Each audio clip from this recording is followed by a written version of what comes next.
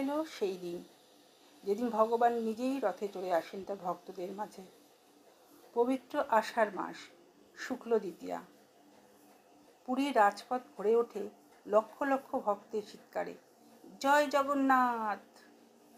কিন্তু আপনি কি জানেন, এই রথ, এই উৎসব, এই লীলা, এ শুধু একদিনের মেলা নয়, এক আধ্যাত্মিক উপলব্ধি, এক ঐশ্বরিক যাত্রা, যেখানে ঈশ্বর নিজে ভক্তের কাছে আসেন। প্রতি বছর জগন্নাথ দেব, তার ভ্রাতা বলরাম ও ভগিনী সুভদ্রা তারা নিজেদের মহারথে চড়ে বের হন গুন্ডিচা মন্দিরে। লোকমুখে যেটা মাসির বাড়ি বলে পরিচিত। কেন এই যাত্রা? কথিত আছে, একবার মা যশোদা বলেছিলেন কৃষ্ণকে, তুই তো সবসময় রাজপ্রাসাদে থাকিস, কখনো কি গরিবদের মধ্যে যাস? আর সেই দিন থেকেই ভগবান বছরে একবার রথে চড়ে যান সাধারণ মানুষের কাছে। এটা শুধুই উৎসব নয়, এ হলো ভক্ত ও ভগবানের মিলন উৎসব।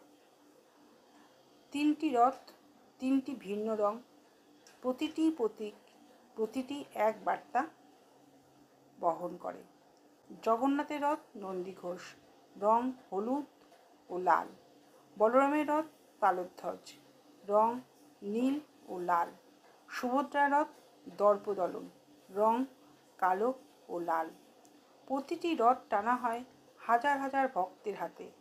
কেউ বলে এই রশি হলো ভক্তি, আর সবাই ঈশ্বরকে নিজের হৃদয়ের দিকে টেনে নিচ্ছি।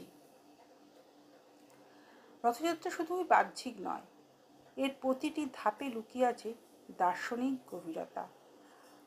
গুন্ডিচা মন্দির আমাদের হৃদয়, আর জগন্নাথ সেই অন্তরে প্রবেশ করেন যখন আমরা ভক্তি রশিতে তাকে আহ্বান করি। এই উৎসব আমাদের শেখায়, ভগবানকে পাওয়ার জন্য প্রাসাদ দরকার হয় না, দরকার শুধু খোলা হৃদয়। আজও হাজার বছর পরেও এই রথযাত্রা একটাই বার্তা বহন করে, জীবনে যদি পথ হারিয়ে ফেলো, রথের রশি ধরো।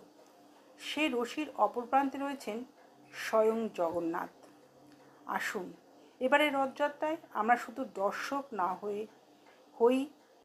হই একনিষ্ঠ ভক্ত, যে নিজের অন্তরকে রথ করে ঈশ্বরকে তার মধ্যে বসায়। জয় জগন্নাথ, জয় বলরাম, জয় সুভদ্রা।